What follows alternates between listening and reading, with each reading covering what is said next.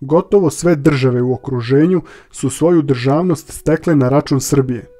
Neke su otimanjem stekle celokupnu državnost, a neke samo delimičnim otimanjem teritorija i asimilacijom stanovništva. Na ovom kanalu obradit ćemo svaku od njih posebno, a danas počinjemo sa Albanijom. Otimačinom koja traje i dan danas i koja kao rak rana izjeda naš narod.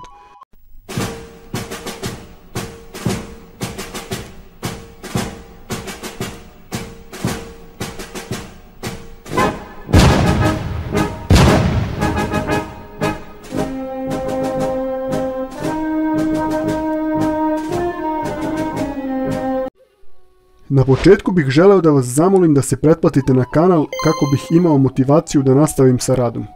Hvala. Albanija je celokupnu svoju državnost izgradila na račun Srbije. Država je napravljena na srpskoj teritoriji. Celokupna kulturna baština je ukradena od Srbije, a i dalje se krade. I dobar deo stanovništva su poarbanašeni Srbi. Ne bih želeo puno da se bavim o poreklu Albanaca, jer to sada nije tema. Ali ako želite pišite u komentarima pa ću napraviti i video o tome. Samo kratko ću reći da su oni plemena najverovatnije iz oblasti Bliskog istoka i da ih je preko južne Italije na Balkan doveo vojskovođa Đorđe Manijak u periodu od 1034. do 1078. godine. Njihove argumente da su Iliri i da su starosedeoci Balkana može da pobije bilo ko se i malo razume u istoriju, jezik i kulturu. Sa druge strane, mi Srbi imamo mnogo više argumenata da smo potomci Ilira, ali kao što rekoh, to je za neki drugi video. Uvidevši da je Tursko carstvo propalo i da je samo pitanje trenutka kada će Srbi osloboditi svoje teritorije kojima su vekovima bile pod turskom okupacijom, Austro-Ugarska rešava da na vekovnim srpskim teritorijama stvori novu naciju, kako bi sačuvala svoj uticaj na Balkanu. Od razjedinjenih albanskih plemena, od kojih su jedni bili katolici, drugi pravoslavci, treći muslimani od kojih je bilo i šita i sunita, koji su bili u plemenskim sukobima, a i u okviru istog plemena postojali su sukobi i krvne osvete, kao i od različitih jezika i narečja i samo 2% pismenosti stanovništva. Austrijanci uspevaju da od 1896. do 1908. godine na njihovim tajnim konvencijama stvore veštačku naciju. Sve to je lepo opisala Teodora Toleva u svojoj doktorskoj disertaciji, koju vam preporučujem da pročitate. Uticaj Austro-Ugarske imperije na stvaranje albanske nacije, posle čije objave ona misteriozno umire u 43. godini života. Današnja Albanija je prostor na kome su vladali Rimljani, kasnije Vizantijci pa Srbi i na kraju Turci, ali je uvek bila naseljena slovenskim, odnosno srpskim stanovništvom. Posle Prvog Balkanskog rata, kada posle slavnih pobjeda srpska i crnogorska vojska oslobađaju skoro čitavu današnju Albaniju, na intervenciju Austro-Ugarske stvara se samostalna država Albanija i Srbima se oduzima velika teritorija i onemogućava izlazak na more.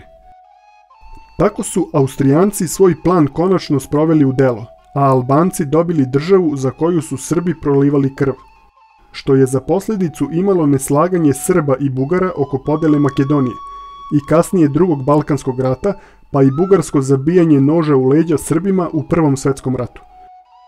Austrijanci su primetili da su na Albance katolike veliki uticaj imali Italijani, na Albance pravoslavce Grci, a Albanci muslimani su bili Arnautaši i bili su odani Istanbulu. Tako su ujedinjenje Albanaca sproveli preko plemena islamske verske sekte Bektašija. Kasnije su od Skenderbega napravili nacionalni mit kako bi ih ujedinili u nacionalnosti, o čemu je bilo reči na ovom kanalu. I na kraju iskoristili srpske pobjede da oduzmu Turcima autonomiju. Kasnije je u Albaniji od 1934. godine zabranjivan srpski jezik i zabranjivano pravoslavlje. Srbi su morali da menjaju svoja imena u albanska. Nikako nisu smeli da govore srpskim jezikom, a srpske crkve i škole bile su rušene ili pretvarane u džamije, magacine i slične objekte. Dobar deo Srba je do danas sačuvao svoje običaje i veru, ali je mnogo veći deo poarbanašen. Danas postoje i Albanci pravoslavci, koji slave slavu, što je čist dokaz da su potomci Srba, ali im se predanje izgubilo. Turci su grad Skadar predali kralju Nikoli u ruke, a onda velike sile otele i predale Albancima. I tako u gradu Skadru, koji je vekovima bio srpski grad i u kome su vekovima živjeli Srbi, Albanci kradu srpski mit i od narodnog predanja da je u zidine Skadra uzidana mlada Gojkovica menjaju aktere događaja i od mlade Gojkovice postaje mlada Rozafa. 1000 puta izgovorena laž postaje istina. Tako Albanci postaše nacija i dobiše državu i onda sve to što su radili u Albaniji počeli su da rade na Kosovu. Da odmah na početku razjasnimo, na Kosovu nikad nisu živjeli Albanci. U 15. veku, kada je urađen prvi turski popis stanovništva, Srbi su činili 96% stanovništva, a Albanci svega 0,2%. Posle velikih seoba Srba sa Arsenijem Čarnojevićem, Turci su na prazne teritorije dovodili lojalne Albance, a najveća doseljavanja Albanaca na Kosovo desilo se posle Drugog svjetskog rata, kada su bežali iz Albanije od emira Hodže i komunističkog režima.